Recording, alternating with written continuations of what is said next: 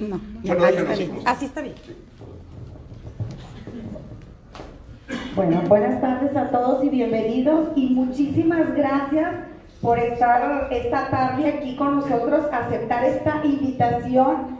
Para nosotros es un orgullo tener hoy aquí a la licenciada María Alejandra Serrate Jauregui, que viene desde Bolivia, que se tomó el tiempo para venir a platicar con nosotros, a exponer cómo vivieron ellos ese comunismo de este traidor de Evo Morales. Y para nosotros va a ser muy importante tomar nota, concientizarnos sobre esta situación que ellos vivieron y que pues ahora están felices de no tener a ese traidor. La licenciada es una abogada, pues como la pueden ver, joven, que tiene sus 9 años en su activismo y 2 años que luchó para sacar adelante a Bolivia, para liberarlos de ese comunismo. La presentamos aquí con mucho orgullo, Alejandra. Estamos felices de que estés aquí, de poder haber logrado que aquí estás con tu libre expresión y que la verdad que te hemos visto con un temple muy hermoso. La verdad te has comportado en esta situación que estamos viviendo aquí en México, tú la has de alguna manera sobrellevado, y le queremos dar otro fuerte aplauso y gracias a Gilberto también por haber organizado todo esto a nivel nacional, que están en 13 estados, ¿verdad? Porque está recorriendo 3 estados de la República Mexicana. Y Congreso Nacional Ciudadano lleva una línea que es la de ciudadanos mandantes constitucionales. No se dejen pisotear por este gobierno traidor de México. Adelante, Alejandra Serrate, bienvenida a Monterrey, Nuevo León. Bueno, muchísimas gracias por esta cálida bienvenida. Creo que no hay mucho más que pueda decir acerca de mi presentación. Quiero que esta charla sea distinta a las que he dado en las otras ciudades de México. Quiero que sea interactiva. Me hubiera gustado mucho que haya personas acá pues en contra de lo que voy a hablar, porque el debate es tan enriquecedor para el que es interpelado y para el interpelado. Bueno, yo soy Alejandra Serrate, soy de Santa Cruz de la Sierra, Bolivia, tengo 29 años, soy asesora legal, soy activista y soy cofundadora de una plataforma ciudadana. Plataforma ciudadana es, por lo que he estado viendo, muy parecido a lo que ustedes tienen. Que es el Congreso Nacional Ciudadano. Las plataformas ciudadanas y los ciudadanos fueron los que ayudaron a derrocar la dictadura en Bolivia. Por eso para mí es tan importante que haya agrupaciones ciudadanas apartidarias, porque todos somos seres políticos, solo que podemos hacer política desde un área partidaria, ¿no?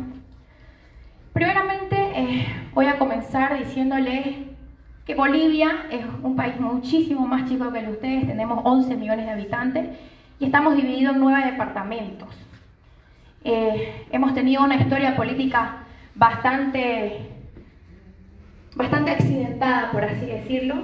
Tenemos mucho menos años que ustedes de vida soberana e independiente desde nuestra independencia, que fue el 6 de agosto de 1825, no sé cuándo fue la independencia de México.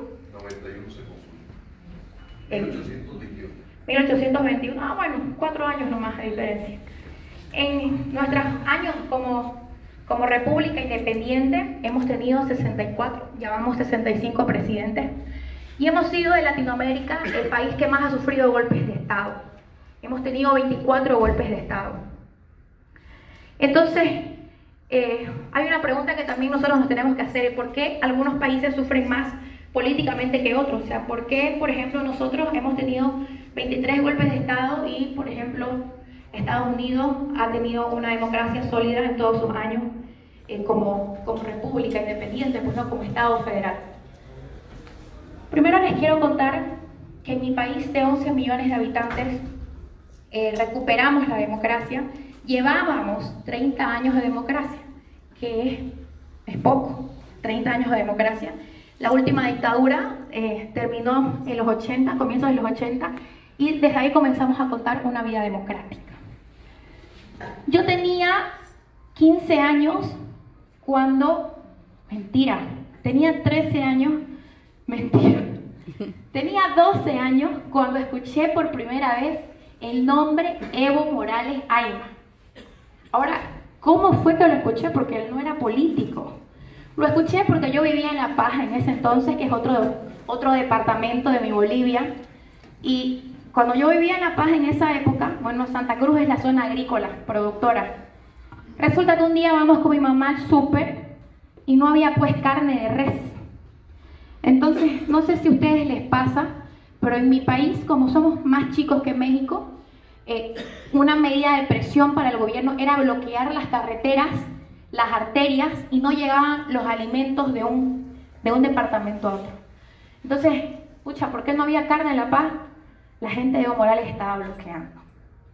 Imagínense mi sorpresa cuando este hombre que yo tenía como, imagínense un hombre radical que bloqueaba carreteras para no permitir el paso de comida a otros departamentos, es elegido democráticamente, pero elegido democráticamente de verdad el año 2015, y sube a la presidencia como el presidente más votado en nuestra historia democrática. Con un 54%, Evo Morales asume el poder.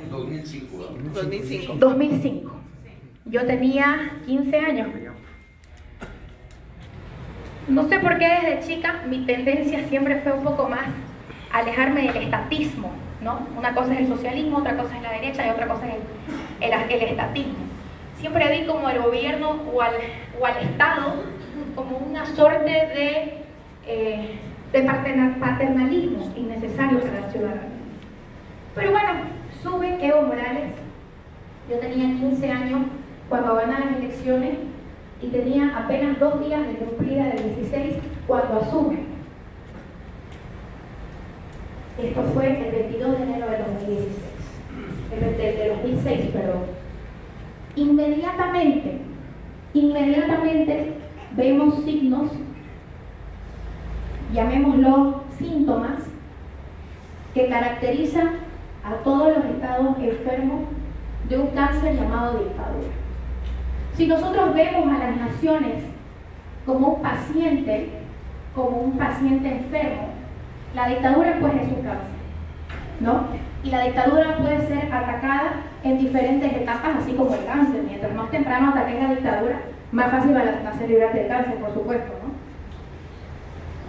Resulta que, claro, Evo Morales asume con un discurso tremendamente populista, encarnizada la lucha de las clases en ese hombre indígena que había sido presidente y fue hasta el 10 de noviembre pasado presidente de las 6 federaciones de sindicatos de productores de la hoja de coca en mi país.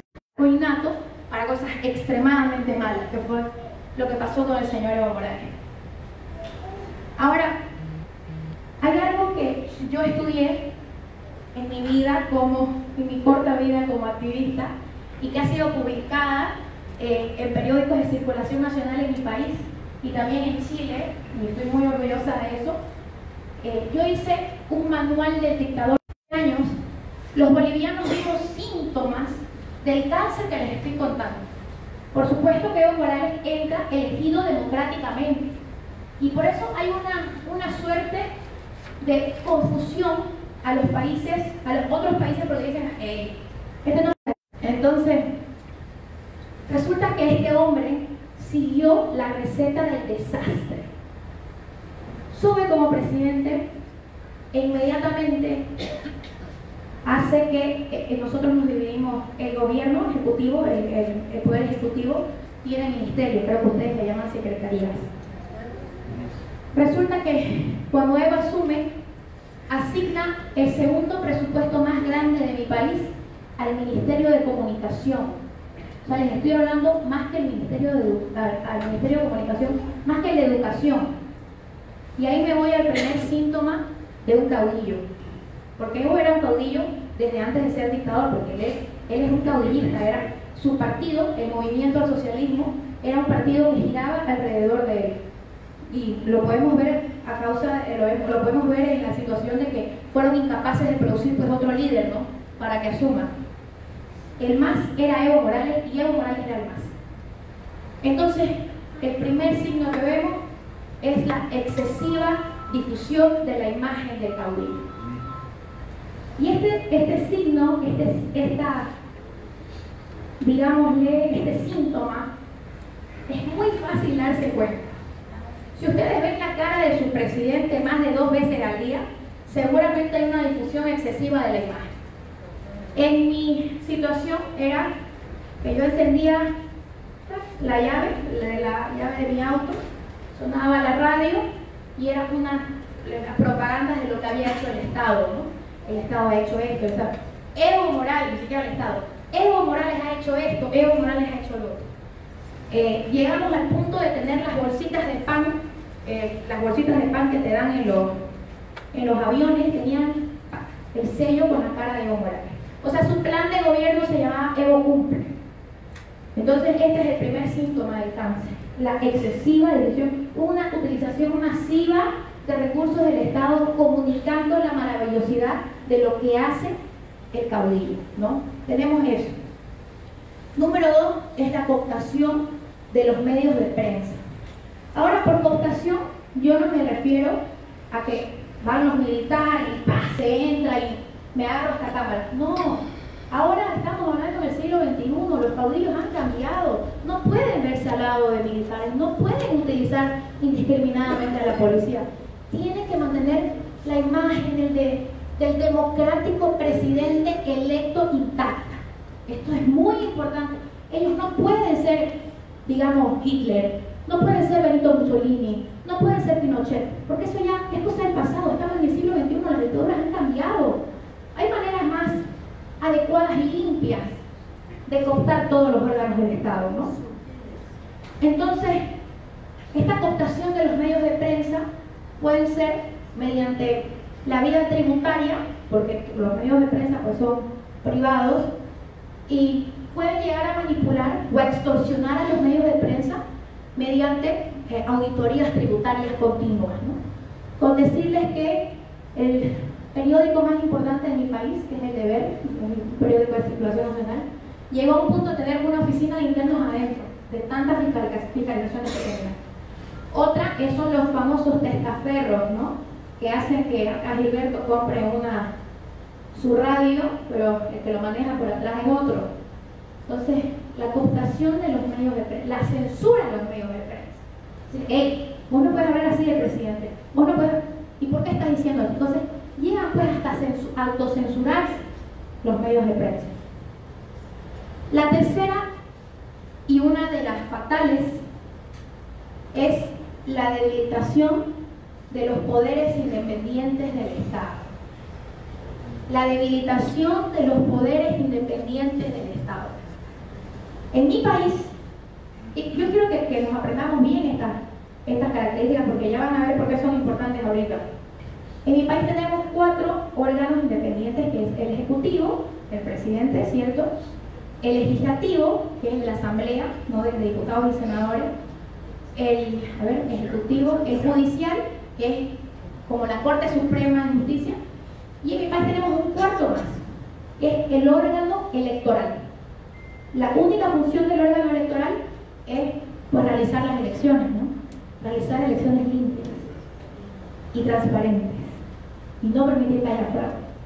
Entonces, hasta el momento tenemos excesiva difusión de la imagen del caudillo, tenemos cooptación de los medios de prensa y tenemos debilitación de la independencia de poderes. La cuarta vendría a ser la creación del enemigo imaginario permanente. Esto es fabuloso, ¿no? Porque para el caudillo está luchando permanentemente contra este enemigo imaginario y está protegiendo al país del enemigo imaginario. Ahora, ¿qué me refiero con el enemigo imaginario? En mi país, el enemigo era los neoliberales, la derecha. Yo estoy protegiéndolos a ustedes, bolivianos, de la derecha y de los neoliberales que van a venir y van a destruir los 2 hospitales que construyen en 14 años. Y van a llevarse las tierras que yo les digo.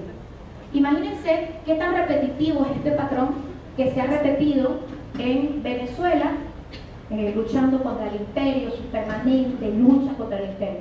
En Cuba, su permanente lucha contra los gringos, su permanente lucha contra ¿qué era? Claro, contra el capitalismo. En Hitler, la lucha contra los judíos. Con Benito Mussolini, la lucha contra la gente de izquierda, contra los ateos. Entonces, es un patrón que vemos que se repite bastante. La lucha contra el enemigo imaginario. Y crea polarización. O sea, llega el punto en que el caudillo, porque el caudillo no es estúpido. El caudillo sabe vender pues comunicativamente su idea, ¿no? Por algo está donde está. No es porque sea burro. Que se haga el burro es otra cosa, ¿no? Que se haga el burro es otra cosa.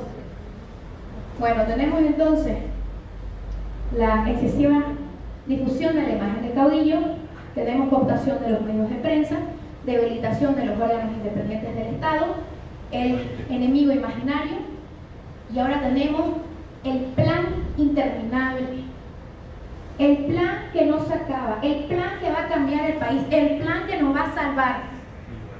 En mi caso, en el caso de mi país, nuestro plan interminable, por cual Evo pedía una y otra vez una elección más, y un año más, y 2 meses más, y una oportunidad más, se llamaba el proceso de cambio. El famoso proceso de cambio de Morales. El proceso de cambio que él se paraba en las escuelas y decía, tenemos que defender con sangre el proceso de cambio patria o muerte. Eso era lo que decían. En Cuba ha sido la revolución. En Venezuela, la revolución bolivariana. En Alemania, la purificación, que saben cómo terminó. Entonces, este proceso que no termina tiende a ser muy populista, tiende a tener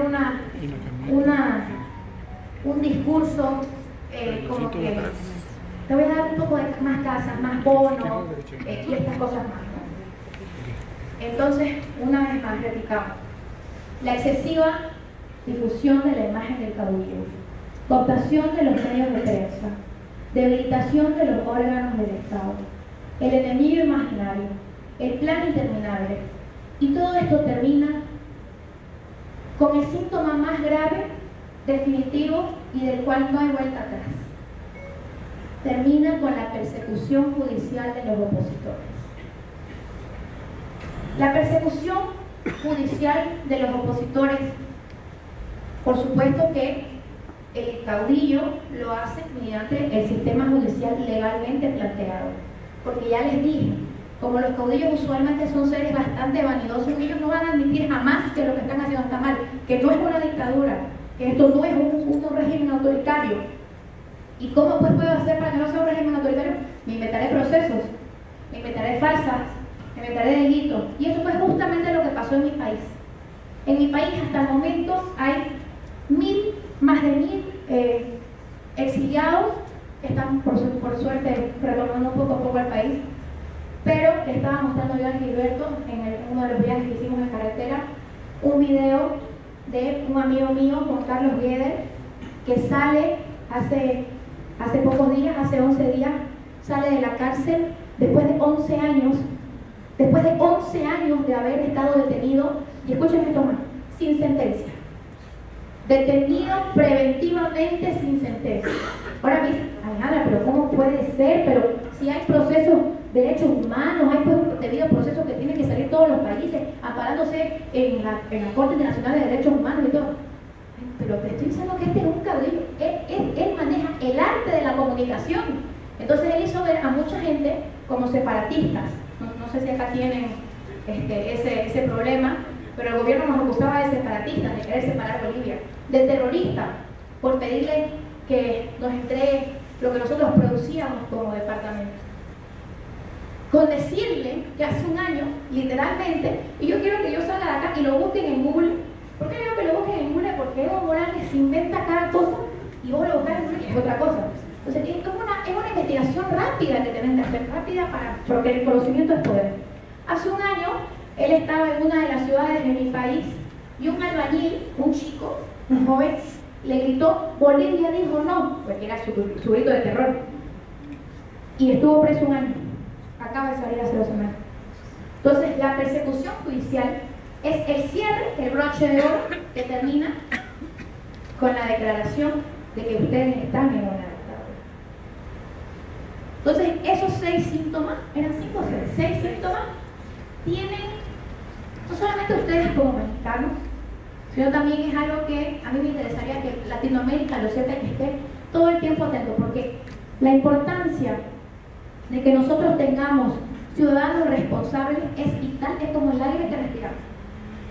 Entonces, volviendo al tema de mi país, yo quiero que se lo graben, ¿no? Seis síntomas del cáncer. Volviendo al tema de mi país, Evo Morales ya hace su primer mandato, tenemos 5 años, desgraciado, pero democrático, y comienza el segundo año, su segundo periodo. En este segundo periodo se le ocurre cambiar la constitución, nuestra carta magna, que lo tienen todos los países, y la cambia, hay un referéndum para cambiarlo, este cambio costó sangre, la masacre de la Calancha, la pueden buscar, pero al final se cambia.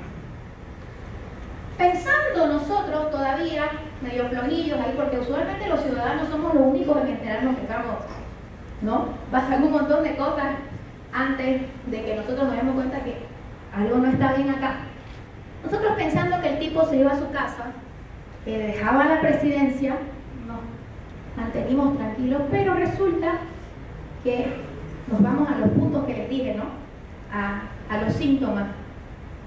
Resulta que como ya tenía el control de los órganos independientes del Estado, él dice, no, como cambié la Constitución, esto significa una refundación del país, entonces puedo ser elegido una vez más, porque esta es otra Bolivia. Pues como cambiamos la Constitución, o sea, miércoles, digamos, ¿no? Es como que vos a tu hijo primero se llame Carlos, pero le digas Chichi, es un nuevo hijo. No, querido, es la misma Bolivia, pero lo hizo. ¿Y saben por qué me da vergüenza contar esto? ¿Saben por qué me siento terriblemente mal cuando cuento que fue reelecto por tercera vez? Porque nadie dijo nada. Nos quedamos, o sea, yo dije, lo vi y dije, ay, qué barbaridad, y seguí. Por un lado yo, porque es lo más irresponsable del mundo decir, ay, los políticos, qué burro. No, ¿acaso no sos vos el que le paga a ellos? Bueno, seguimos con nuestra vida normal, pensando que se iba a terminar el tercer mandato, que ya, pues no, 3 reyes, ni los reyes pues durar tanto, ¿no?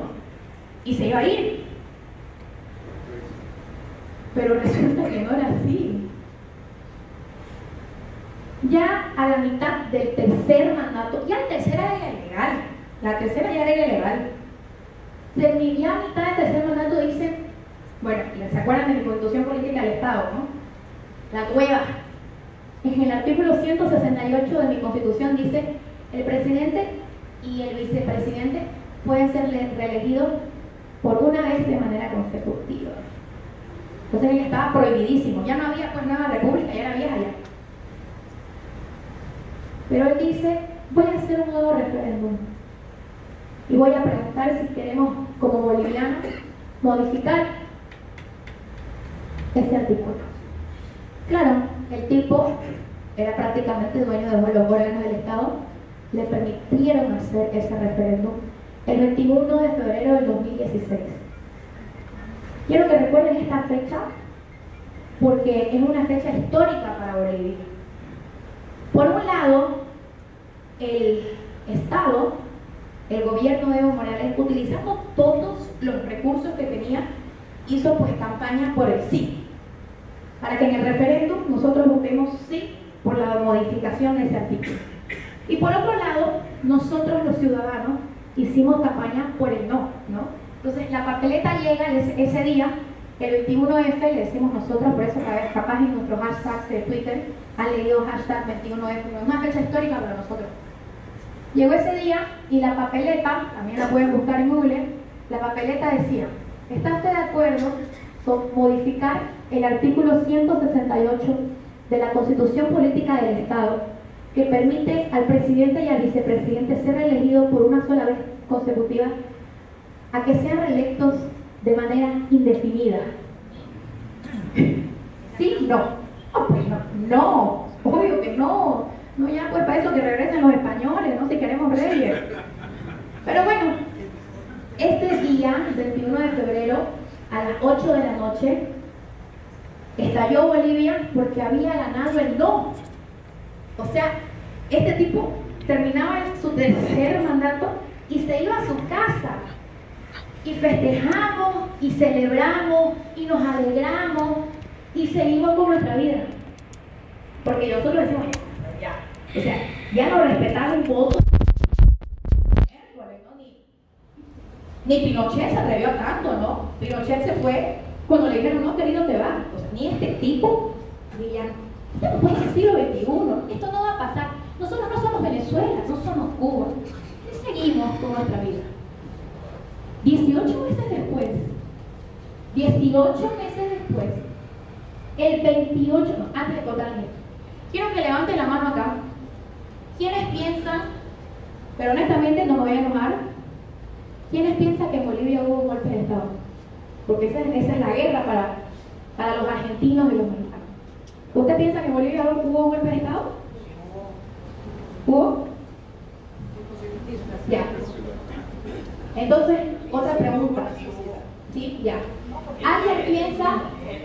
¿Qué cosa? El de Evo, el golpe de Estado de Evo. ¿Quién no hizo el golpe de Estado? Bueno, mejor pregunto otra cosa. Pregunto, ¿quiénes de acá piensan que no hubo un golpe de Estado? Bueno, están equivocados. No hubo.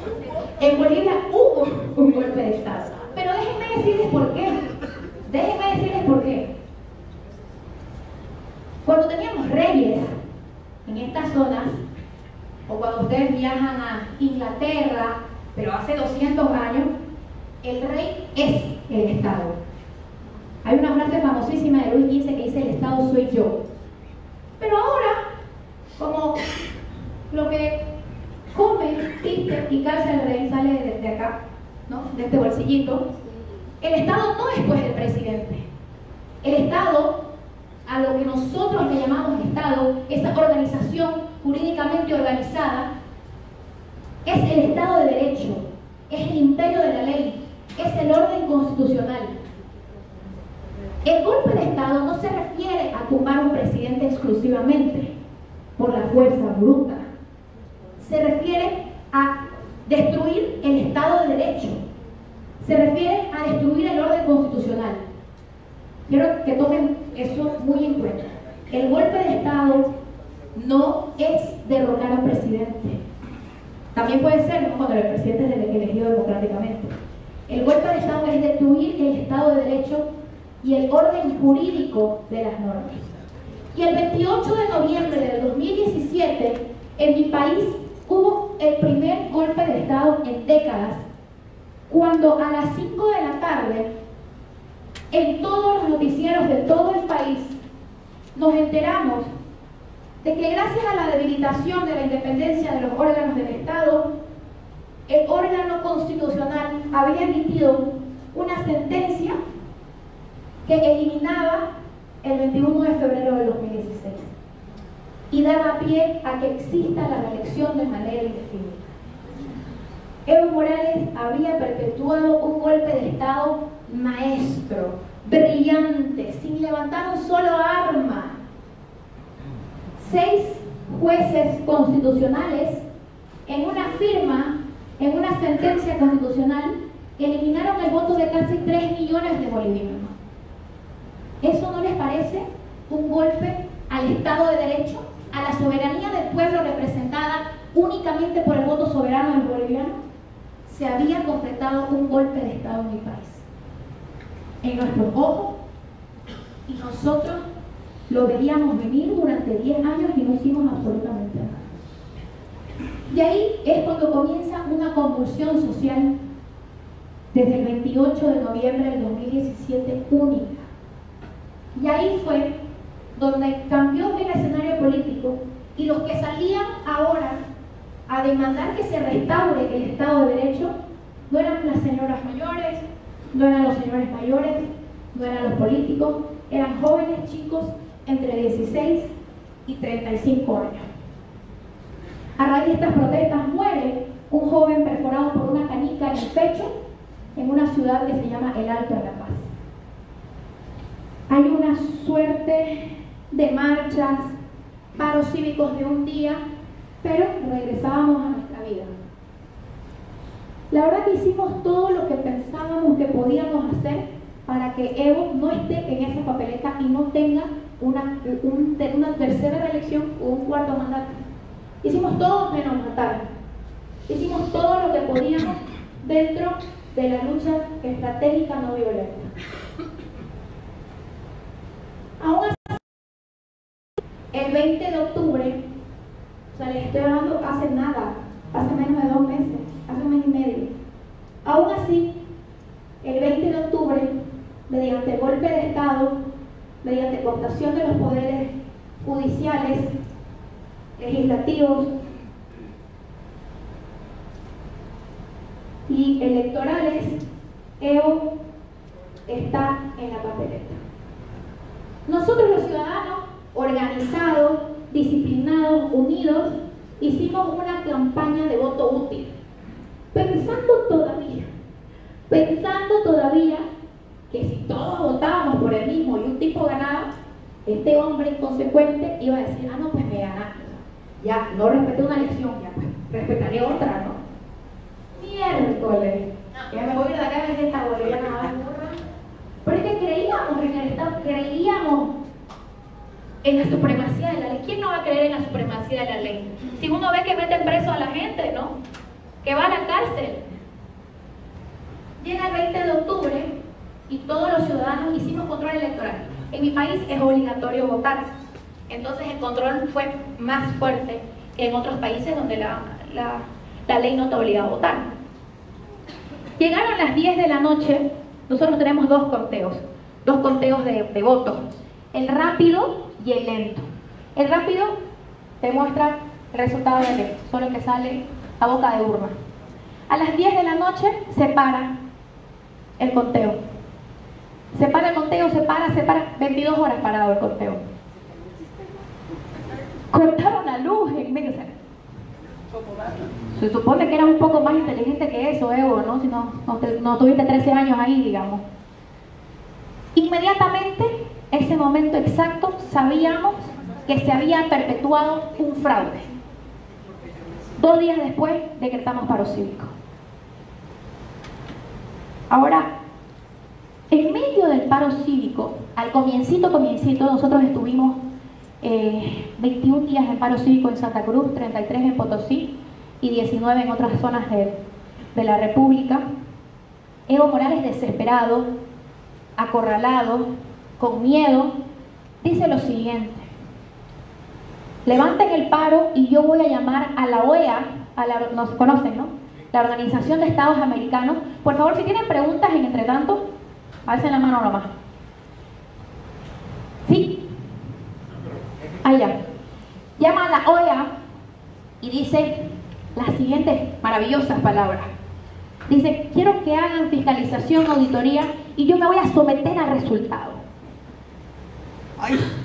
Ahí vos decís, ahí miércoles, o sea, el tipo dijo que iba a respetar el 21 de febrero, no lo respetó, dijo que no iba a hacer fraude, lo hizo, dijo que al primer muerto se iba, ya llevamos más de 108, ahí estábamos medio que, entonces dijimos, no, auditoría, a la auditoría, métetela donde te cabe, ¿no? Pero vinieron los auditores y mientras estaban trabajando los organismos internacionales por un lado, nosotros los ciudadanos continuábamos en paro cívico, porque él pensó que con esta medida iba a ser pues un balazo para el fuego, ¿no? Pero nosotros ya éramos carbones ardiendo, ya no había vuelta atrás. En el paro cívico nos organizamos en todas las ciudades, y el paro cívico para Bolivia es una medida muy agresiva y a la vez muy pacífica. ¿Por qué? Es muy agresiva porque ahorcamos económicamente al Estado central. Nosotros no nos dividimos en estados como ustedes, que son estados federales. Nosotros somos absolutamente comandados por un gobierno central, donde en este último año, estos últimos 2 años, el mayor ingreso del Estado son las recaudaciones tributarias, las recaudaciones de impuestos. Entonces, para el gobierno central, dejar de percibir durante un mes entero las ganancias de nosotros los bolivianos es bastante duro. Por otro lado, tenés a los policías, que era una institución históricamente represora del pueblo debilitada, porque estamos en paro cívico, no les están llegando las órdenes, su propia familia está sufriendo por el paro cívico. Hay un caso increíble de una represión en la ciudad de La Paz, donde salen los policías y se encuentra a su hija entre los manifestantes. ¿Y por qué quiero hacer una apuntalación en esto? Porque no hubiera sido posible esto sin los policías. Y el paro cívico ayudó a que los policías hagan un motín policial 2 días antes de la renuncia. Nos organizamos incluso en el paro cívico para crear las ollas comunales. Entonces, personas más privilegiadas económicamente donaban alimentos y cocinaban una familia de 5 para 20. Y así repartíamos comida en todos los departamentos y en todas las provincias. Justamente cuando nos sentíamos cansados y sentíamos que nada iba a cambiar, Evo Morales metía gasolina a nuestro fuego con el asesinato de 2 personas en mi ciudad y el asesinato de un joven en Cochabamba. La represión en Cochabamba fue brutal. Yo le he mostrado a Gilberto los videos, acá no hay donde se los muestre, pero ustedes los pueden ver, donde gente mandada por el gobierno sin querer, por supuesto, se dinamita las manos, se dinamita una parte del rostro, esa gente perdiendo las extremidades. La represión en Cochabamba fue realmente brutal y el pueblo cochabambino fue histórico y es una lucha histórica la que han tenido. Entonces ya teníamos los fuegos necesarios, teníamos el impulso de haber perdido compatriotas nuestros, teníamos el apoyo de la policía y el 10 de noviembre, nos dieron el más grande brazapaz que nos podrían haber dado. Ese 10 de enero a las 10 de noviembre, a las 5:30 de la mañana, y le digo 5:30 de la mañana porque como dormíamos en las calles, acuérdense que en el paro cívico en Bolivia se prohíbe la circulación de todos los habitantes. Recibimos el informe preliminar de la OEA. Ya nos habíamos olvidado de la OEA porque nosotros estábamos en la lucha. Sale el informe de la auditoría. Lo abrimos, lo leemos, nos vamos a las partes pertinentes y resulta que un organismo internacional usó este término para describir las elecciones. Faltas que van de indicativas a muy graves. ¿Por qué les cuento esto? Porque para que un organismo internacional, diplomático, elegante, cordial, use la palabra muy grave, es porque el fraude había sido grotesco. El fraude vino de cuatro maneras: vino en la custodia del material electoral, vino en la manera informática, vino a posteriori y vino antes. O sea, el fraude había sido de todos lados. ¿Y por qué digo que este fue el mayor brazapaz? Brazapaz le decimos nosotros con lo que encendemos el fuego. Porque imagínense lo que sentimos los bolivianos en el momento que nos dimos cuenta de que habían muerto personas, o sea, personas perdieron la vida. Un hijo perdió a su padre, una madre perdió a su hijo, una esposa perdió a su esposo por defender una mentira. O sea, y yo siempre lo voy a decir, yo puedo entender que una persona mate y muera por, digamos, abolir la esclavitud. Yo puedo entender que una persona mate y muera por salvarle la vida a una tercera persona. Puedo entender que una persona mate y muera por los derechos de cierto sector de la sociedad.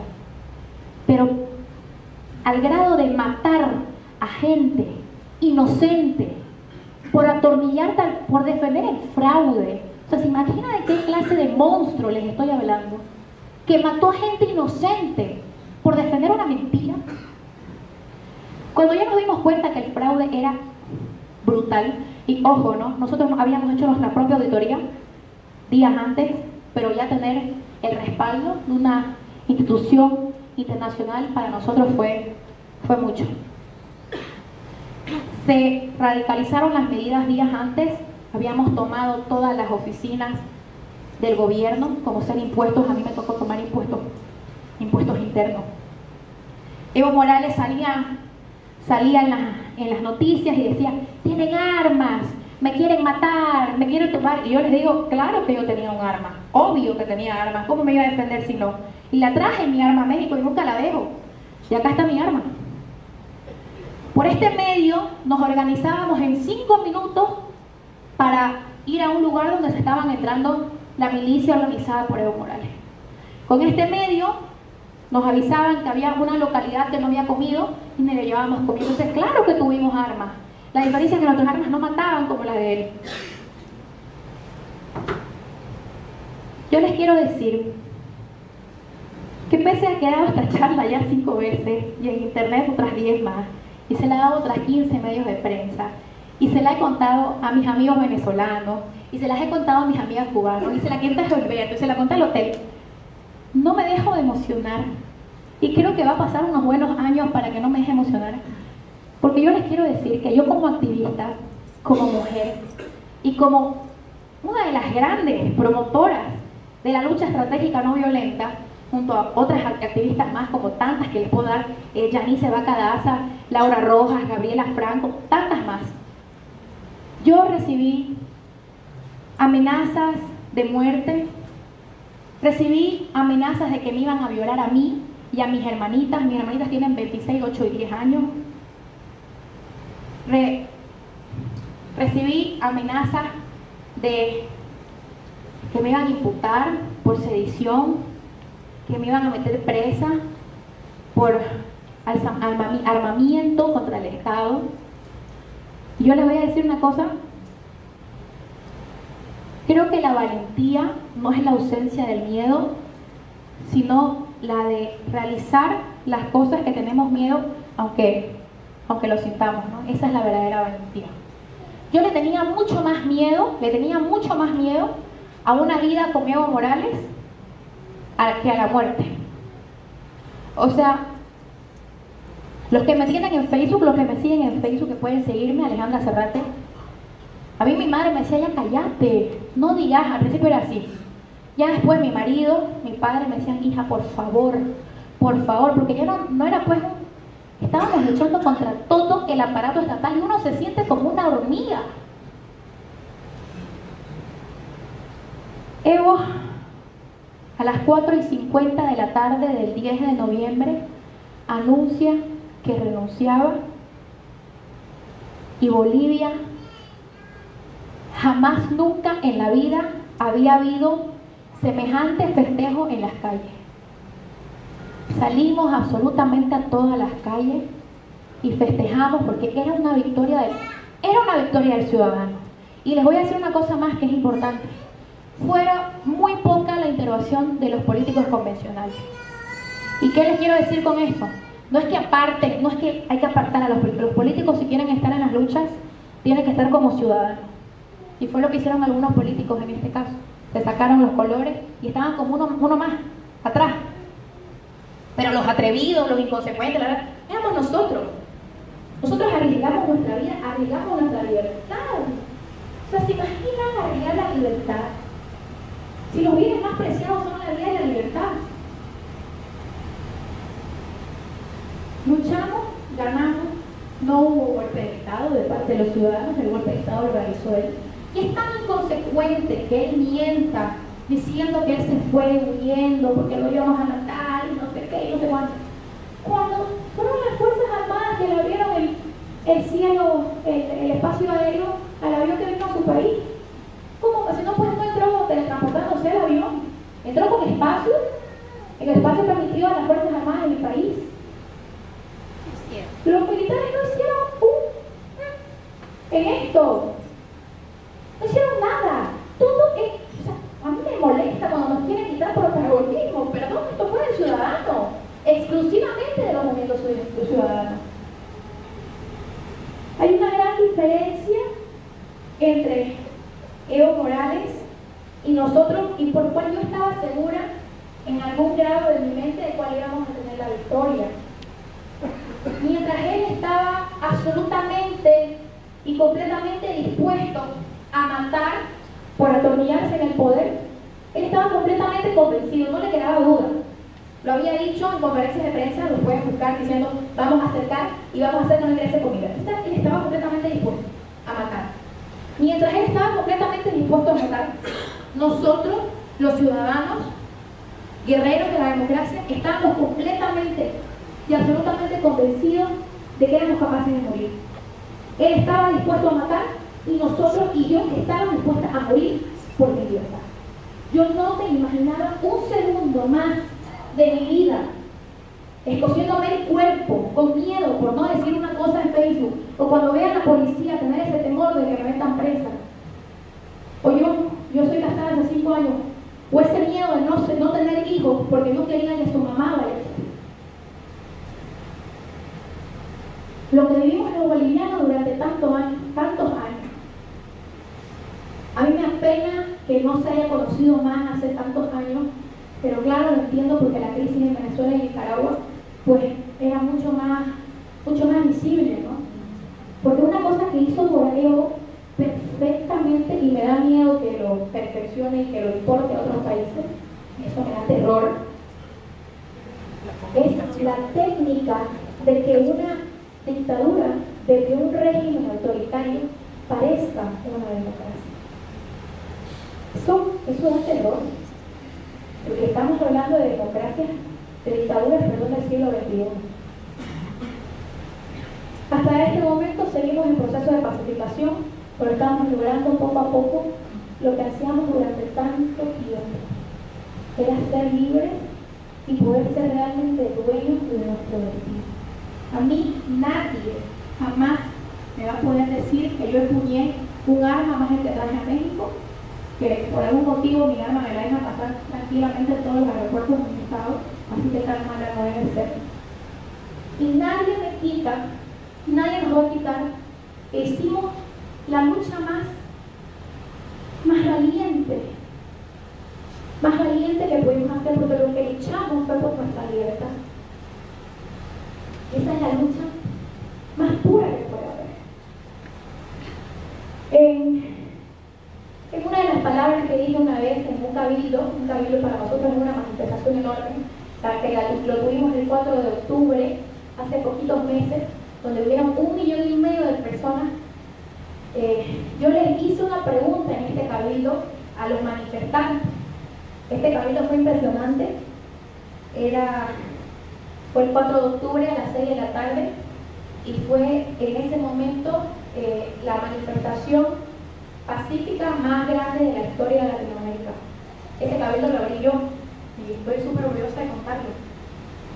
En este cabildo yo hice una pregunta a todos los que estaban ahí, eran 1,5 millones de personas, y yo les pregunté: ¿juran rebeldía y desconocimiento ante un posible fraudulento cuarto mandato del binomio ilegal de Álvaro y Evo Morales? Álvaro del CRC. 1,5 millones de personas le contestaron: sí, juramos. No sé si alguno de ustedes lo visto ese video ahí en el Cristo Redentor. Cumplí con el juramento. Fuimos libres. Y ese día yo cerré con una frase de mi himno, del himno nacional de mi país, que me encanta. Y esa frase es: morir antes que esclavos vivir. Muchas gracias por su atención. ¡Bravo!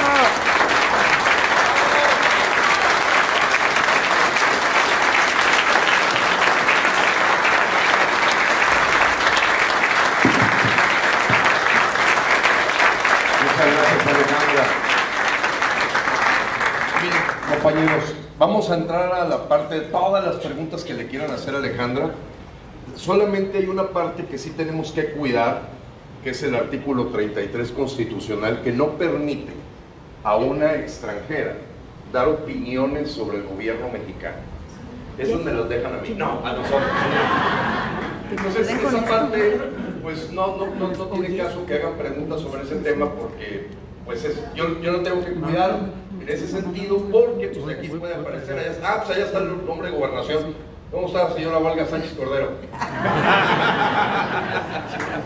Entonces, las paredes oyen y estos desgraciados ya vemos cómo trabajan. Entonces, sí se vale preguntar y conocer en detalle pues todas las cosas que surgieron como dudas nuestras, sobre todo cuando el cáncer empieza. Aunque algunos dicen, güey, pues ya estábamos viviendo ese cáncer de hace rato, de pensar en una dictadura de partidos, pero ahora sí nos abrimos a preguntas Yo una que le decía a Alejandra, y porque ha sido muy repetitiva en todos los eventos, es, bueno, ¿ustedes cuántas marchas hicieron los domingos? ¿Cuántas salieron a las calles a gritar fuera Evo? ¿Cuántas? A ver, hasta la fecha del 20 de octubre, que fueron las fechas de las elecciones, no sé, pues habremos hecho unas 100 y pico, y habíamos tenido paros cívicos de un día, y era... ¿Y qué pasaba con las marchas, Alejandra? Pues son marchas, ¿no? O sea, son caminatas en conjunto. ¿Y en qué momento se dieron cuenta que tenía que ser un paro cívico? Pues el 20 de octubre, cuando ya la cara del hombre estaba en la papeleta, ¿no? Muy bien. Ahí hay una pregunta, Alejandro, y luego voy con el compañero. ¿Me lo permites? Y préstaselo para Sí. llevarlo. ¿Quién es Muy el bien, primero Alejandro Jiménez y luego ya el compañero de lentes, si no nos vemos, vamos acá con Roberto. Yo doy gracias a Dios que ella está aquí. Excelente, gracias. Gracias. Compañeros, yo sé que le quieren darle muchas felicitaciones, pero para que pueda abarcar lo máximo que se pueda de preguntas, pues bueno, rapidito a la pregunta concreta para que preguntas y evasivas. Oye, Alejandra, ¿qué quiere decir paro cívico? O sea, ¿qué implica el paro cívico? Muy buena pregunta, porque no, debería ser el nombre paro ciudadano, ¿cierto?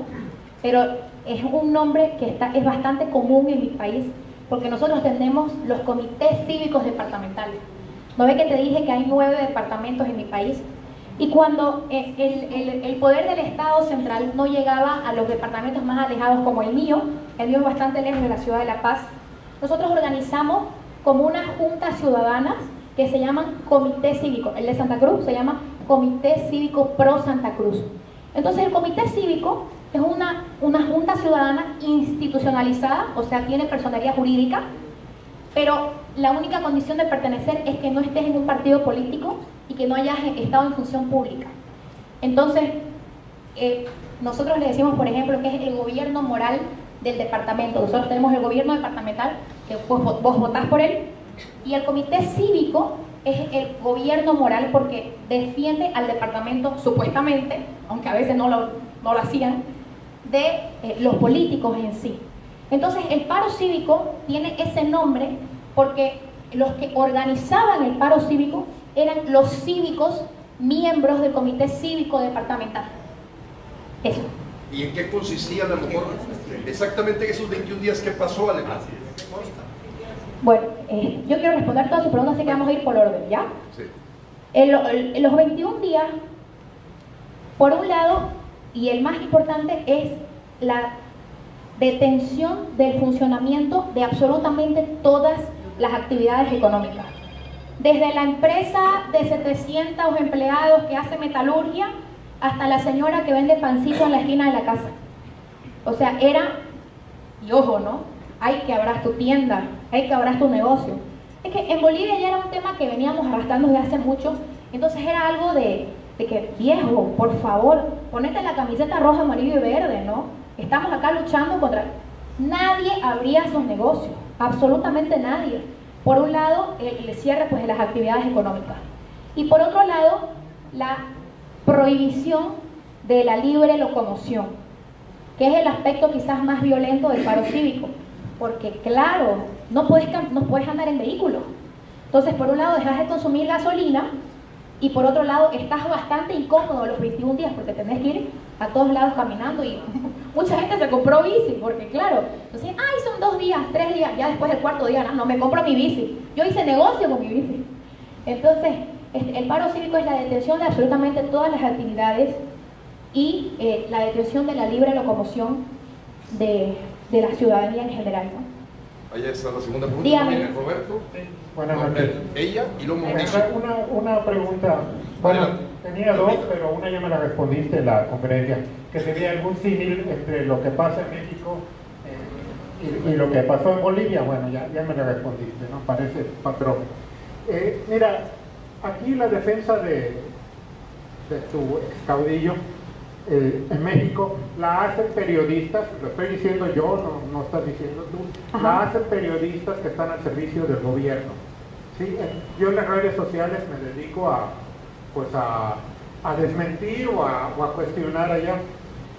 Hay unos datos que puso una periodista, ¿Ya? que es de aquí de Nuevo León, que pone así, los pecados de Eva, o sea, como si fuera, por esto lo quitaron. Y pone que redujo el analfabetismo de 13 al 2, la desocupación del 9 al 4, pobreza moderada del 60 al 34. Me imagino que ahorita Bolivia es un país de primer mundo, y la pobreza extrema del 38 al 15. Mi pregunta es, para alguien que es de Bolivia y que sabe la realidad de Bolivia, ¿es cierto esto? Sí. ¿O es parte de la propaganda? No, a ver, no, lo más importante, y voy a hacer un hincapié en esto, es siempre decir la verdad. Porque el momento que vos comenzás a emitir noticias falsas, tu lucha pierde credibilidad y causás pánico, que fue lo que pasó mucho en Bolivia. Emitían noticias falsas y nosotros le decimos fake news. Y por último, o sea, causaba una desacreditación al movimiento, y por otro lado causaba mucho miedo porque las noticias falsas que mandaban eran bastante alarmistas. Entonces hay que decir la verdad, en mi país sí hubo una mejora de la economía. Hubo una mejora de la economía, y una de las cosas buenas que hizo el gobierno, o sea, que supo resaltar, fue la integración de los distintos grupos sociales. Por supuesto, después fueron brutalmente reprimidos, pero en su momento sí incentivó a la integración de las clases sociales.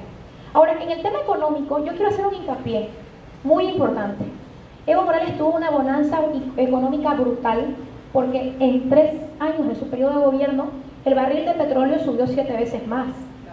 Entonces, que haya sido un genio de la economía, no. De hecho, ahorita estamos bastante emposados en el tema económico, y especialmente ahora que estamos realizando las auditorías a toda la maraña y desgracia que nos dejó, y el despilfarro. Nosotros sí deberíamos ser un país de primer mundo, nosotros deberíamos ser Dubái ahorita, por lo menos Monterrey, ¿no? Que está bien bonito, pero no llegamos, y era porque esta bonanza económica, de haberle tocado a una persona medianamente capaz, medianamente bien intencionada, hubiera hecho colegios, hubiera hecho hospitales, hubiera mejorado la economía, hubiera incentivado la producción, hubiera hecho una pinche clínica para curar a los niños con el cáncer. En mi país solo una, pero no, hizo el Museo Evo Morales, El Rey Gol. hizo el museo, y lo pueden buscar, por favor, lo pueden buscar, porque esto fue para nosotros como que miércoles, tampoco así, ¿no? Hizo el Museo Evo Morales, mandó el satélite Tupac Katari, que dejó de funcionar 6 meses después, y gastamos casi $100 millones. Entonces sí hubo una bonanza económica, pero fue tremendamente desperdiciada. Sí hubo un mejoramiento de la reducción de pobreza, hubo un mejoramiento del PIB, pero nuestro PIB también es muy bajo comparado con el de ustedes, por ejemplo. Entonces, para que una periodista sea realmente responsable, porque hay una cosa es la publicidad, que está muy bien, hay muy buenos marqueteros, y otra cosa es el periodismo responsable que se dedica a investigar. Es como que yo gané 1,000 pesos y Gilberto diga, ay no, ganó mucha plata, pero voy y me compro unos zapatos que mientras camino se desgastan. O sea, hay correlación, tiene que haber correlación entre el ingreso y a qué destinamos esos ingresos. Entonces, ahorita estamos en un problema económico que va a ser muy duro de afrontar para el próximo gobierno, y eso es un miedo que tenemos los bolivianos, porque no queremos que seamos el próximo Argentina, que le dejaron un país tan terrible, pues Macri también es un burro, pero dejaron un país tan mal económicamente que no supieron manejar la situación. ¿Seguía Roberto o ya le pasaste? Roberto Páez. Nomás es que Roberto, y luego seguía, ya quedó la tuya, entonces sigue Laurita, y luego sigue el compañero Garza, y luego nos vamos para allá. Ahorita, nomás tomamos nota, Karina, ¿quién sigue? Al final, que no los vi. Gracias, Alejandra. Ya durante la charla entendimos que el paro cívico tiene 2 características.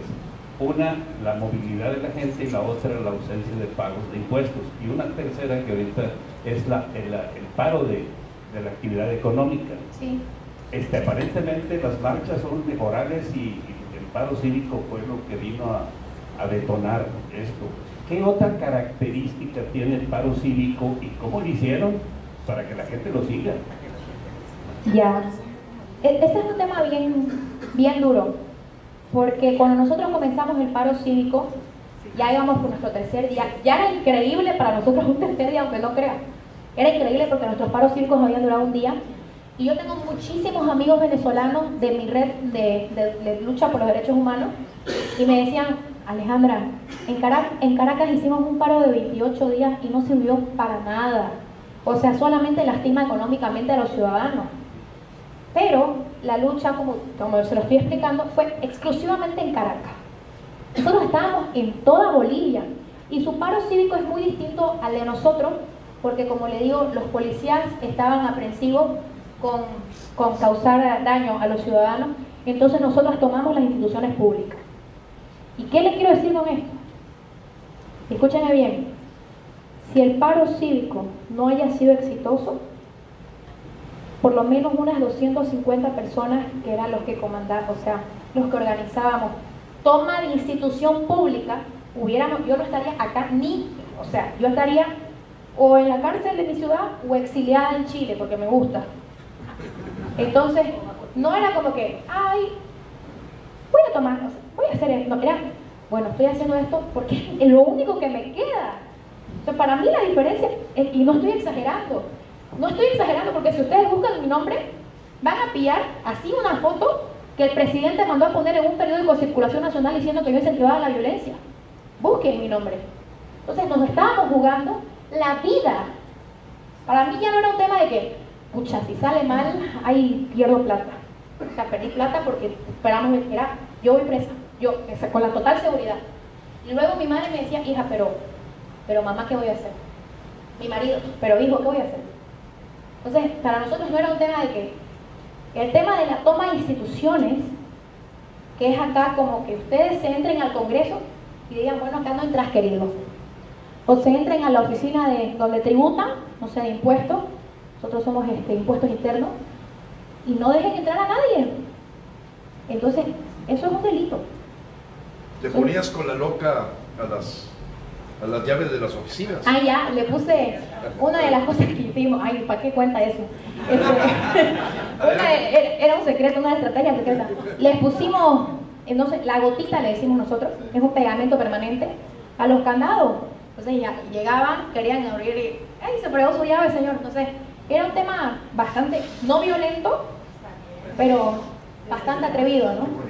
Adelante, Sí, mira, yo tengo dos preguntas. Una es, el paro lo hacen... una y la otra se la dejamos a los demás y lo da vuelta. Ok, la primera, bueno, el paro lo hacen, sales y estás en paro, o lo hacen de manera de que, por decir, salimos unos, después otros, o sea, ándale, o sea, es lo que yo estoy pensando, porque el problema es o sea, si a mí me pides que pare de 30 días, yo no puedo parar 30 días de trabajar, pero un día y luego descansar otros 2 y que vayan otros, estar...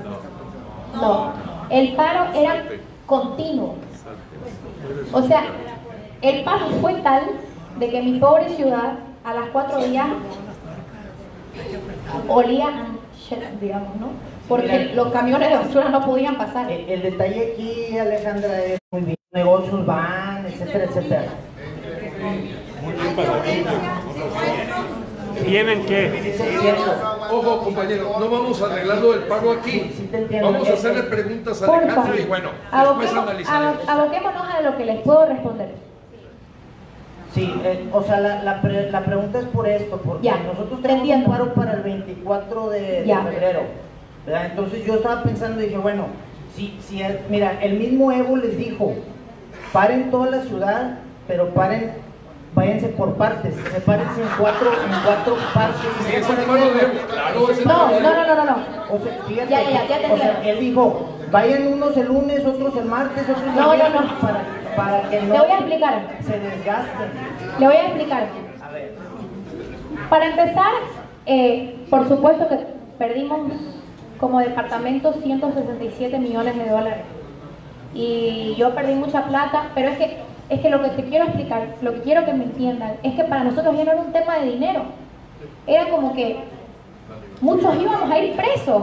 Entonces prefiero pagar pues lo que cuesta mi casa, ¿no?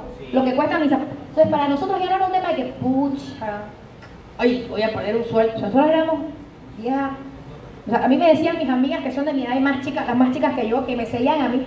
Yo le dije a Gilberto, a mí Gilberto me asusté porque a mí me decían, Alejandra, ¿qué hacemos? Y yo, ay, ¿qué me invento? Más o menos, ¿no? Pero para nosotros era un tema pucha, voy a perder mi trabajo, era de que me van a meter presa. O sea, es que era yo sé que el tema de Bolivia no sonó mucho en México y en ningún lado, que era Venezuela, Nicaragua, Cuba de vez en cuando, porque ya son tan chau, fuera Venezuela, Nicaragua. Entonces, yo sé que es difícil imaginarte cómo la pasamos, pero es que la realidad para nosotros era una diferencia entre la vida y la muerte, la libertad y la prisión. Era como que voy a seguir en esto y pucha, no me gusta el presidente, pero ¿qué voy a hacer? No, era, este tipo me va a meter preso, definitivamente me va a meter preso. Y en referente a lo que vos escuchaste, me imagino que te referís a la grabación de Evo hablándole al narco, ¿no? Bueno. La estrategia, estoy hablando de la estrategia. Esa estrategia de Evo es increíble. Sí. Pero Evo no se refiere a un paro, él se refiere a un bloqueo, que es diferente.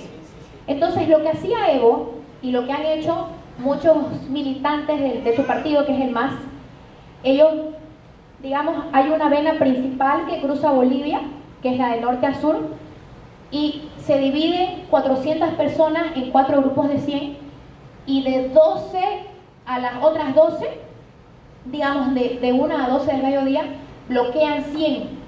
Se van, bloquean otros 100. Pero es que eso no es paro cívico, ellos están bloqueando carreteras. Pero yo hablo de la estrategia que hizo él. Esa estrategia, no es si nosotros la hacemos nosotros en el paro, la misma estrategia, en lugar, bueno, no, a lo mejor ustedes sí pueden parar 30 días. Compañero Garza, vamos a seguirle, son preguntas a ellas de lo que pasó ahí, lo que tengamos que hacer nosotros ya. Y no se olviden que tengo otra a las 8. Sí, por eso hay que aprovechar las preguntas. Seguía ella y luego allá, claro. Acá, es cierto, Laurita. Sigue ella, sigue el compañero de allá de atrás y luego Laurita. Pregunta concreta. Vamos. Buenas noches. Bueno, respuesta concreta. Pienso que hay cosas muy importantes. Nosotros, los aquí que estamos, casi seguro, somos de América Latina. América Latina es riquísima. Somos del continente americano, para decir más. Pero el miedo es una de las cosas importantes y malas que tenemos. Aquí yo estoy hablando de mi país. Miedo en todos los niveles sociales. La unidad. Entonces, ¿hay alguna pregunta? Sí, la unidad. ¿Cómo se logró usted, mis respetos, este ejemplo de vida, para lograr la unidad? Porque eso es lo importante. La unidad y del miedo vencerlo, para atreverse a hacerlo y no perder lo que el Señor dice, que desde que nacemos no lo debemos de perder hasta que nos vamos: la libertad. Esas 3 cosas. Se logró lo que se logró en Bolivia y se puede lograr en cualquier lado de nuestro continente americano y del planeta Tierra. Gracias. Bueno, ¿cómo logramos la unidad? Déjeme decirle que no la logramos.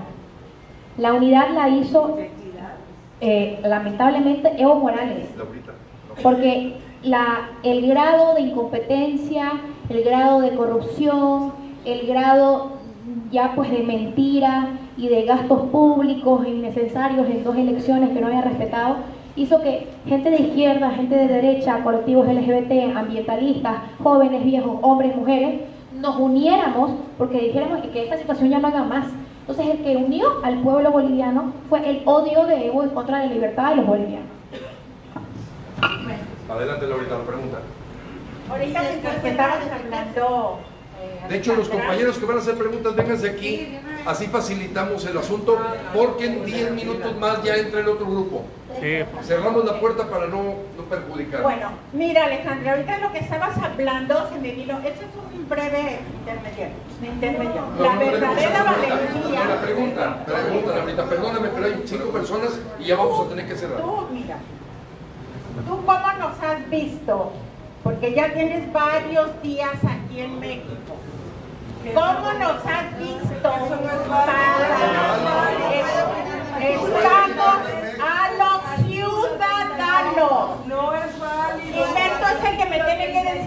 gobierno no. Ojo, no está haciendo pregunta del gobierno ya. No, contesta cómo gobierno visto. no. ¿Cómo Ya. los has visto Sí. para el paro del día 24? Voy a decir cómo he visto a su organización, al Congreso Nacional Ciudadano, porque no puedo hablar absolutamente nada de actividades futuras.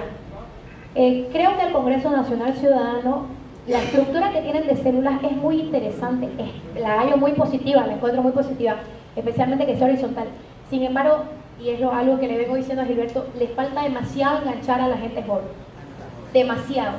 Y otra cosa, por un lado, y por otro lado, usualmente los movimientos pacíficos que no tienen a la cabeza mujeres no llegan a sus objetivos. Las mujeres necesitan, pero se lo digo por experiencia, ¿no? La salida del corral, necesitan tomar el control, incluso, porque les voy a decir esto, incluso en un posible choque violento frontal con entidades de la ley, las mujeres tienen que estar adelante porque es menos probable que las lastimen, tienden a ser mejores pacificadoras. Entonces la lucha de la mujer es fundamental y la de los jóvenes es vital. Entonces, Sí, ya, yo sé que hasta que nos ha dolido lo suficiente es cuando hay un cambio de mejora, ¿verdad? Y yo sé que ustedes pues, pasaron por bastantes problemas de muchos años, incluso la quema de la Amazonia, ¿verdad? Según tengo entendido, y llegar a esos extremos es indignante y los hace sufrir y provocar ese cambio de mejora. Si regresaras en el tiempo, es una pregunta para ti, Alejandra, directamente. Si regresaras en el tiempo, tú que eras adolescente, ¿qué acción harías en específico? antes de la que suba Evo. Sí, estoy hablando del 2005. Ahí. Si regresaras en el tiempo, ¿qué harías para evitar que te llegara a doler lo suficiente como sucedió y que actuaran con esa unidad y todo lo demás que ya hemos visto en ustedes? Pucha, esa es una... No, la verdad no sé. No sé qué hubiera podido hacer. Yo sí te voy a decir una cosa. Si pudiera retroceder en el tiempo y despertar antes, hubiera hecho un escándalo y un show y huelga de hambre y me hubiera atornillado en La Paz cuando vimos el tercer mandato que ya era ilegal, porque ahí permitimos el cuarto. Si yo le he dicho a Alejandra que en unos 14 años va a haber lleno de jóvenes aquí. De mí se Eso acuerda. queremos. Sí, en 14 años van a estar aquí lleno de jóvenes. De eso estamos hablando aquí, los jóvenes. Hola. Una pregunta que se ha estado manejando mucha información en las redes sociales. Claro. Y siendo concreta, ¿qué relación y qué hay de cierto esta relación que hay de Evo Morales con el narcotráfico? Muy buena pregunta. Excelente. Excelente pregunta. Si no la hacías tú, la tenía que hacer yo. Bueno, Soy palero. en esta pregunta, como yo les dije, que es muy importante que como movimiento siempre manejen la verdad. Yo no puedo hacer afirmaciones porque no tengo las pruebas contundentes para decirles, ¿saben qué? Había una relación única de Evo con el narcotráfico. Pero les puedo dar sí 3 hechos que han pasado en mi país y ustedes saquen sus conclusiones. Cuando tenga las pruebas voy a poder hablar, porque lo que odiaría ser mentirosa como yo decirle, no, claro, Evo era narco. Porque, o sea, por más que en mi mentecita yo piense, yo necesito pruebas para hablar. Yo empecé a decir que Evo era una dictadura cuando era una dictadura. Porque si lo digo antes, no, estoy mintiendo. ¿Cuáles son los 4 Bueno, datos que tienes? entonces, datos que no los pueden negar y ustedes los pueden buscar, es que en mi país se produce la hoja de coca, ¿no? Mucho. Resulta que hay dos, lo voy a hacer rapidísimo, hay 2 zonas en mi país donde se produce la hoja de coca, una es en el Chapare y otra es en los yungas. La hoja de los yungas es químicamente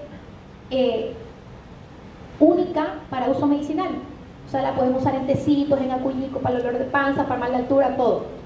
Pero en la otra zona, en la zona del Chapare, químicamente la hoja que se produce en ese lugar no sirve para fines medicinales. Y si la hoja de coca no sirve para fines medicinales, solo puede ser utilizada para la pasta base, que es, ¿no?, el producto puro de la cocaína. Entonces, les digo una cosa, no les puedo dar los datos, pero les puedo dar estos datitos. Desde que Evo Morales subió al poder, la producción de hoja de coca en el lugar del Chapare, donde la hojita no sirve para fines medicinales, aumentó 85 veces. Por un lado. Entonces, Ese es el primer hecho. El segundo hecho es que ya les estoy diciendo que nosotros tenemos solamente un hospital para niños con cáncer y necesitábamos urgentemente otro. Pese a que lo necesitábamos, hablando acá del despilfarro que decíamos, Evo decidió, en vez de hacer esto urgente, hacer un aeropuerto en una zona que se llama Chimoré. Ya. Chimoré, ¿dónde creen que está? Déjenme decirles que en tantos años de que han construido el aeropuerto, han habido solamente 3 vuelos comerciales. Entonces, este que es el aeropuerto de Chimoré, lo pueden buscar. ¿Qué función tiene estando ahí tan cerca de los narcoproductores? Bueno, se los dejo a su imaginación, pero no tengo los datos. Y el tercer dato, que lo hemos descubierto hace, te conté, 12 días, que es así, para una tercera temporada de Narcos en Netflix, es que resulta que el nuevo, pero que escuchen esto, mexicanos, ustedes se mueren, da para película. El nuevo Ministerio de Gobierno se pone a investigar, para que pueda yo responder la pregunta acá de la señora con datos, y encuentra que el hijo del Chapo Guzmán, que creo que lo conocen ustedes, no, había estudiado pilotaje en mi país. Pero bueno, cualquiera puede estudiar pilotaje en Bolivia, quizás yo podría decir, quizás el chico no tenía plata, entonces se fue a mi país. Pero hay una cosa más impresionante. El ministro encuentra, escuchen esto, el ministro encuentra que el hijo del Chapo, no sé cómo le dicen Chapito, había ingresado 2 veces a la Asamblea Legislativa Plurinacional de mi país con pase de invitación. Entonces lo que toda Bolivia dice, oye, es una cosa que el individuo pase clases de pilotaje, pero que entre al lugar donde se hacen las leyes. Entonces esos son 3 datos que les puedo dar, saquen sus conclusiones. Y después de la libertad de él, eso lo agrego yo, pues mandamos el avión, ¿no? Vamos a la bien padre. Perdón. Adelante, Araceli. Bueno, a mí me gustaría mucho saber, tomando en cuenta que existe lo que es el capitalismo, el socialismo y el comunismo, yo veo que los 3 prácticamente están fracasados. Ustedes, ahora que van a renovar su nueva nación, ¿qué crees que debes, o cómo crees que debe ser el nuevo sistema que dé pie para que ya no haya otra vez una caída en una política, digamos, involutiva o de Bueno, eso es una muy buena pregunta. Muy buena. Pero es también muy personal, porque yo te puedo dar mi punto de vista, porque no sé en realidad qué es lo que va a pasar en el futuro. Lo que sí te puedo decir es que en base a lo que he estudiado y lo que hemos visto también en mis estudios que he tenido, gracias a Dios, en organismos internacionales, hemos visto que el poder corrompe y el poder absoluto corrompe absolutamente. Entonces, más allá de cambios de ideología, yo creo que tiene que haber un cambio de sistema. Y el cambio de sistema me refiero a que el tamaño de los gobiernos, no solamente el tamaño, sino el dinero que manejan, las competencias que tienen, las atribuciones que tienen, el poder que tienen para hacer leyes, tienen que ser considerablemente reducidas a su mínima expresión. ¿A qué me refiero con esto? Es, por ejemplo, el Estado de mi país creció 27 veces en los últimos 10 años. O sea, tenemos 27 veces más funcionarios públicos, 27 veces más poder, manejan 27 veces más recursos. Entonces, para que no entre uno de derecha y no entre uno de izquierda, yo creo que lo que tiene que pasar es que el gobierno tiene que limitarse. Porque mientras el gobierno de las naciones tenga poder como un rey o como un zar, va a seguir siendo una fluctuación de cada 20 años de un gobierno de derecha a un gobierno de izquierda, pero al final todos terminan haciendo lo mismo porque tienen el poder absoluto, por un lado. Y mientras no haya la responsabilidad del ciudadano de asumir no solamente la responsabilidad como fiscalizador, sino también como proveedor del Estado, esto va a seguir pasando continuamente. Nos quedan 5 minutos y es 1, 2, 3, 4, 5 preguntas. Entonces, 30 segundos para la pregunta y 30 segundos para la respuesta. Alejandra, un gusto escuchar tu charla. Acción contundente que está haciendo el pueblo de Bolivia para rescatar el dinero que se robó este señor y aplicarlo en hospitales de cáncer o en lo que se requiera para ese pueblo tan dañado. Boliviana. Gracias. No hay la plata. Lo que se perdió no se puede recuperar. El dinero no es algo que no vamos a tener que trabajar muchos años, hacer políticas de austeridad reales para poder recuperar, no solamente económicamente, sino también el daño social que pasó pues antes de 14 años. Adelante, Gracias. Buenas noches. Como usted dijo, de Bolivia tenemos pocas noticias. Quisiera que me dijeran cómo fue el proceso que llevó a Evo al poder. ¿Qué pasó en Bolivia para que Evo Muy buena subiera? pregunta. Y ahora, ¿cuánto tiempo les duraron ustedes para votar? Bueno, primeramente eso va muy relacionado a lo que preguntó la señora acerca de qué podemos hacer para que cambie. Evo es la factura social que pasaron otros malos políticos. O sea, si bien teníamos democracia, teníamos pues un sistema de corrupción que venía desde hace 30 años. Y como la gente piensa que el caudillismo, o sea que el nuevo rostro va a ser la cura al anterior rostro, dice, pues no, este nos va a salvar. Este pues era el indígena, defensor de la madre tierra, de los pueblos originarios. Entonces, mientras nosotros entendamos que no es el cambio de cara, sino necesitamos un cambio real de sistema gubernamental, la reducción del mismo y un cambio de los ciudadanos, esto va a seguir y puede que tengamos otro Evo. Entonces, ¿cómo subió el poder? Por un cansancio circunstancial, una factura social que habían pasado anteriores gobiernos. Entonces sube pues este tipo, ¿no?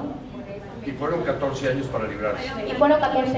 Él comenzó su dictadura, que yo le digo dictadura cuando comienza el proceso dictatorial, hace 10 años. Sí.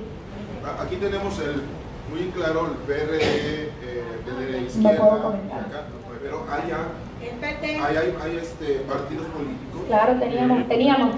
Por eso México sin partidos políticos.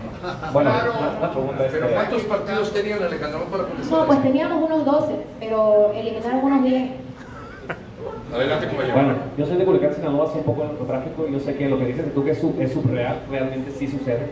La pregunta concreta es, ¿qué tan cierto? Porque aquí hay muchas fake news, que se ha descubierto una mina de litio, una de las más grandes en Bolivia, y es también sabido que hay infiltrados en movimientos nacionales en ciertos países por parte de otros gobiernos, llámese Rusia o Estados Unidos. ¿Es verdad que en Bolivia hubo estos infiltrados o tuvo que ver un gobierno externo en apoyo de ustedes para derrocar a Evo Morales? Sí, es verdad. ¿Es verdad? ¿Los apoyaron? No. Hubo una intervención en la caída de Evo Morales de personas venezolanas y cubanas que se encontraban en el país, y esto lo digo porque es verdad, no como lo del narcotráfico, que no lo puedo afirmar. Habían personas cubanas entrenadas en milicia que estaban entrenando a la milicia boliviana para ver cómo defender el golpe de estado de Evo Morales. Ahora, si nosotros tuvimos ayuda, o sea, la parte ciudadana, no me enteré. Aunque una vez me dijeron que recibí plata del gobierno de Estados Unidos, no me llevó el sobre. Así que Lo estoy esperando. lo sigo esperando, señor. Nomás coméntale cuántos cubanos a los 2 días sacó la nueva presidenta interina. 742. Hasta el momento que sabemos, o sea, que tenemos los respaldos para decir el nombre, estos 742 cubanos fueron ingresados al país con la excusa de que eran médicos oftalmólogos. Al momento de hacer la auditoría no hemos encontrado ni siquiera la cuarta parte, o sea, menos de 200 tenían un título profesional de médico. ¿Qué hacían los otros 500? Tampoco les puedo dar porque no lo tengo el dato, pero imagínenselo ustedes. Gracias, Alejandra. Siguiente pregunta. Alejandra, muchas felicidades. Mi pregunta concreta es, ¿cómo hicieron para parar el tráfico? Acércatelo para que lo escuche atrás. Ahí va. ¿Cómo hicieron para parar el tráfico local en la ciudad, para que no circularan? Muy buena ¿Cómo se pregunta. comunicaron en su WhatsApp? Le decían, estos 21 días de paro cívico se conoce a la prensa internacional por la revolución de las pititas. Una pita en Bolivia es una soga así de atar, para que lo que vos atar. Y lo que hacíamos, parar el tráfico, número 1, era dormir en la calle. O sea, esto es, imagínense la guerra, durmiendo en la calle. Y por otro lado, se llamó la revolución de las pititas porque bloqueábamos las calles con pitas de poste a poste. Y se llamó la revolución de las pititas porque Evo Morales dijo en una entrevista, días antes de caer, dijo: "Hay estos 4 gatos locos, creen que con sus pititas me van a tumbar", dijo. Entonces, un poco salada su boca porque si lo toman. ¿Cuál fue la herramienta que usaron en el celular para poderse comunicar? WhatsApp y Facebook. Sí. Gracias. Eso de los 4 locos lo hemos escuchado mucho también aquí de los cubanos en el Facebook y todo. Sí. Los 4 locos y los 4 locos lo usan en todos lados. Daniel. ¿Los diputados y senadores en Bolivia eran gente honesta? Sí, había de todo, pues, ¿no? Siempre hay gente de todo.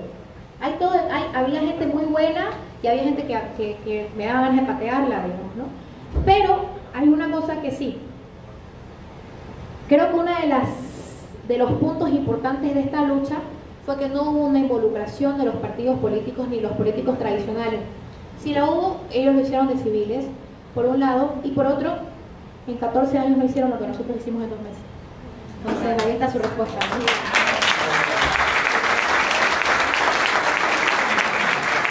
Gracias. Alejandra, pues mereces descansar. Les agradecemos mucho a todos su presencia y vamos a estar en comunicación con aquellos que empiecen a vaya a sentirse tranquilos de que nuestros hijos los siguientes 14 años van a vivir lo que Bolivia para levantarse. Gracias a todos. Déjame comentar algo. Una foto. Pónganse la foto. Fuerza Ciudadana. Los que estén interesados, disculpen, los que estén interesados en integrarse a formar células del Congreso Nacional Ciudadano, los espero el lunes, nos esperamos los lunes en el Chili's a las 6:30, el Chili's que está aquí enseguida, o por WhatsApp me pueden mandar un mensaje. Son bienvenidos. Vamos a luchar por México. Gracias. Gracias a todos. La victoria está en la calle, acuérdense. Ciudadanos mandantes constitucionales. Félix. Cuídate mucho, saludos a la familia. Sigue la otra conferencia. Ya hay gente ahí. Muy bien.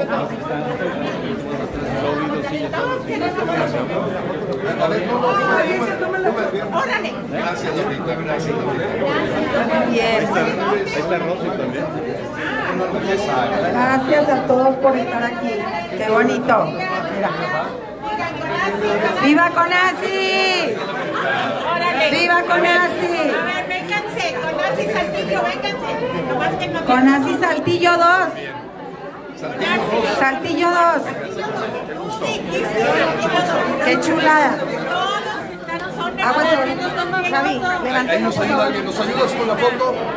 Gracias, compañero. Los Saltillos 2. Me da mucho. Ahorita me toman una foto con Alejandra. Muy bien. No, gracias a ustedes. Muchas gracias. Pásele. Y anda el compañero que va a cobrar la foto. Pásele.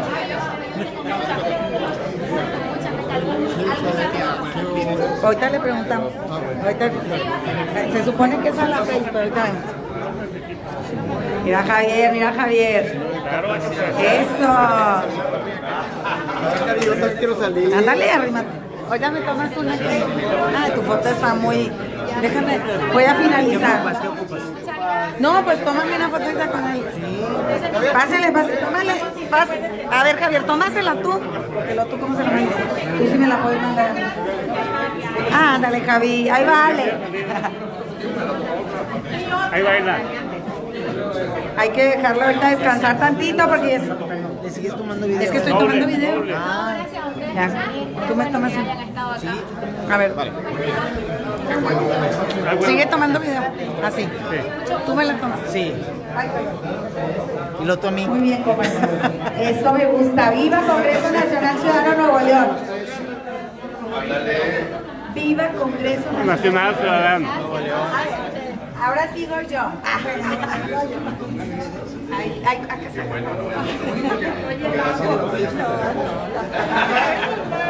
Igualmente, gusto saludarte. Muy bien. Está Alfonso. Pásale. No, yo No para recordar, ya son las 8 pasadas. Ahí va. Ah, yo te iba a tomar así. Pásate, Alfonso. Sí, Alfonso. Muy bien, compañero. ¡Viva Conacyt Nuevo León! ¡Viva Conacyt Nuevo León! Gracias a todos los que organizaron el evento. Gracias, gracias. Puro León Ciudadano. Ahí va, ahí va. Puro guerrero.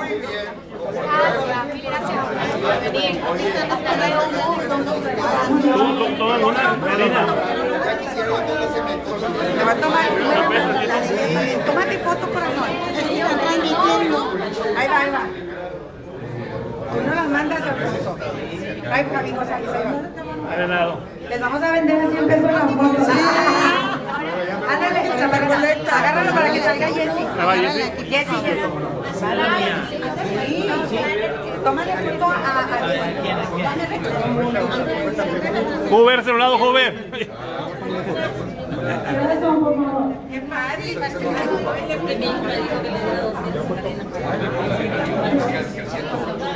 Ya son las 8. Está esperando el otro grupo. Ya está todo. ¿Quién me pone la foto? Ese video. Ahí va la foto.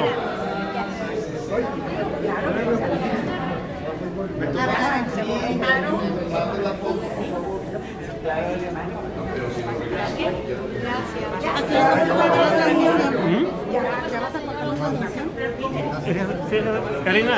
Vale. ¿Tiene? Ya.